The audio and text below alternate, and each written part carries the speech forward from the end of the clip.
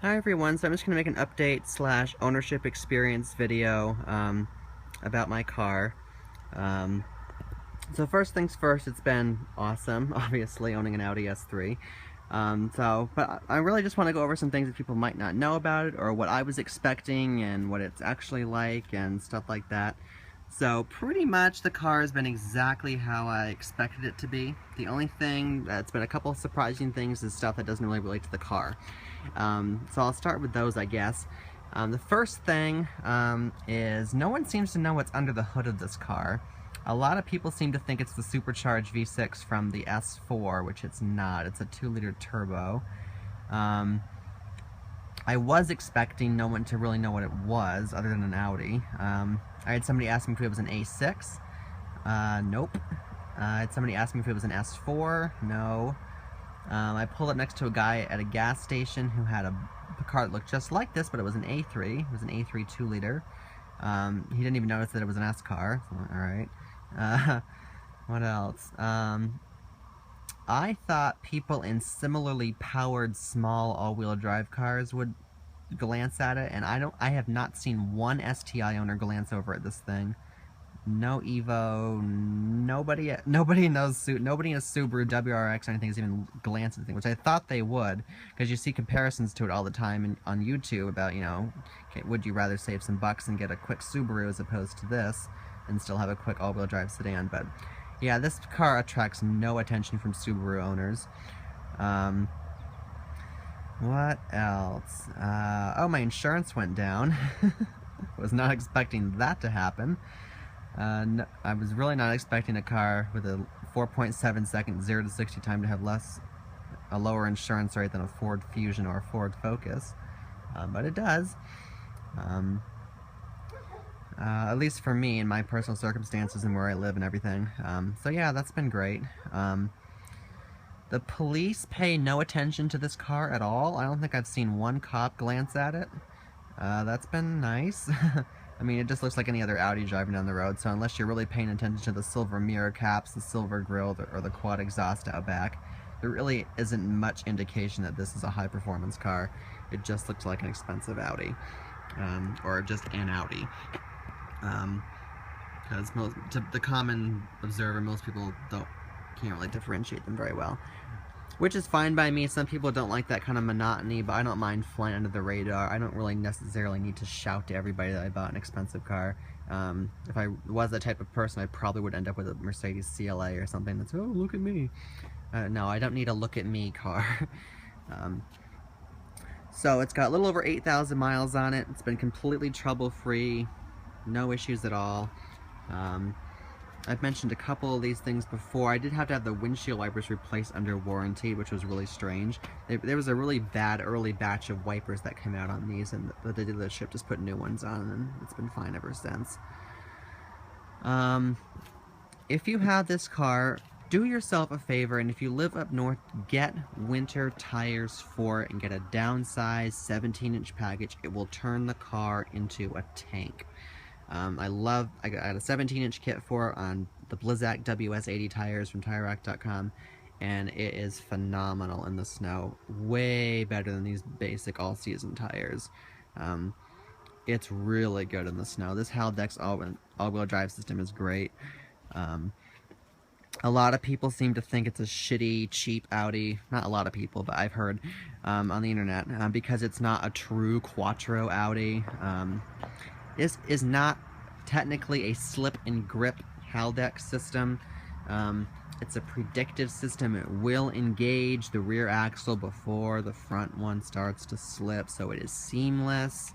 I was doing some tail happiness test in this and an A4, and the A4 swings its tail out way easier in the snow. This is a lot, not way easier, but noticeably easier. This thing will still do it, but this is a lot more controlled and balanced feeling in terms of how tail happy it is, because the standard Quattro, that's a longitudinal setup, is more rear drive biased than this thing is. But this thing never feels like a torque steery front drive car. It's very balanced. Really good gas mileage. I've been getting 29 mpg all summer long. Gets about 24 in the winter. What else? I never have owned a performance car before, so I wasn't really sure how it would be driving around with that much power under my foot. It's very controllable, so if you're worried about driving a performance car and flying all over the place and not being able to control yourself, don't worry about that, at least not in this car. It's very controllable power. It's not overwhelming by any stretch of the imagination. So that's been nice. I thought the size of it might be a deal breaker because it's only listed as having a 10 cubic foot trunk, but it's not too bad. It's a useful shape. I got some junk in there right now, but at least your stuff doesn't get squished, and you do have the 60/40 split folding seats, so it's been fine. No disasters yet. What else? I have not for 1 second regretted buying this car. I absolutely love this car. Love the magma red seats and the red stitching on the steering wheel and the shifter and stuff. I think my favorite thing about this car, and if you're going to buy an expensive car you should love everything about it, is how well-rounded it is. I mean, some people want a car that's designed to do one thing well and they don't care if it's shitty at doing everything else. Like the Mercedes CLA, for example, that is more of a one-trick pony kind of thing. I know I use that term a lot, but it's like, it's really stylish and it's really fast and it handles really well. Is it comfortable? No. Is the interior that great? Not really. Does it have any rear seat headroom? No. Is the transmission as good as this one? No. There's some compromises to some cars, but this one really does everything well. If you look at things you're looking for when you're buying a car, this thing pretty much fits everything except for maybe price, but that's a relative thing. I mean, compared to the competition, it's a good value. Compared to a GTI, no, it's not a good value because it costs a lot more. But when you think about it, is it fast? Yes. Is it fuel efficient? Yes. Is it comfortable? Yes. Does it handle really well? Yes. Is it really, can you use it in the snow? Yeah, that's not, I can keep going on and on and on. Just yes, yes, yes, yes, yes. Does it have a lot of features? Yeah. You know, is it really good quality? Yes. Reliable? So far, so good.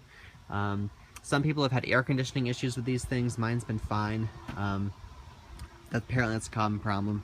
I haven't had any problems with it yet. I would definitely recommend, though, not getting a magnetic suspension. All the journalists who don't actually buy and live with these things, oh, you gotta get the magnetic suspension, that's the whole point, blah, blah, blah. No, thank you. Those 19-inch wheels, I have seen too many owners with dented rims, busted tires, suspension errors on the dashboards. I mean, that's a reliability concern and a durability concern with the 19-inch rims. Definitely love the base setup with the base 18-inch alloy wheels. It's just better for the long run, and it really does not affect how badly the car drives. It still handles really well. The ride quality is great. I really love this wheel and tire and suspension package. Hopefully I didn't forget anything. That's just my general kind of overview. Again, this does a little bit more of an update and some ownership experience type things that I've come across with my car. Definitely don't have any plans on getting rid of it anytime soon. It's perfect. It's everything I've always wanted in a car. I love the car. I'm just going to keep droning on and on, so I might as well just cut it off here. And thank you guys for watching, and I will upload some more stuff when I can. Thanks.